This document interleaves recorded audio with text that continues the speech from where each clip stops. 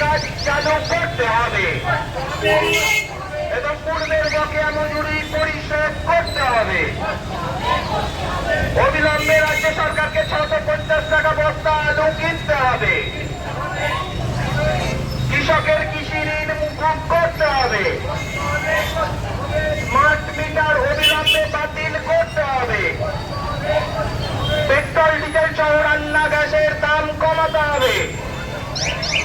এই দাবিতে এই মিছিল চলছে, চলবে। পেট্রোল ডিজেলের দাম বাড়লে কোন জিনিসের দাম কমে অপর্যাপ্ত কমে দিচ্ছে। যারা 100 দিনের কাজ করেন অবিলম্বে রাজ্য সরকারকে 650 টাকা বস্তা আলু কিনতে হবে।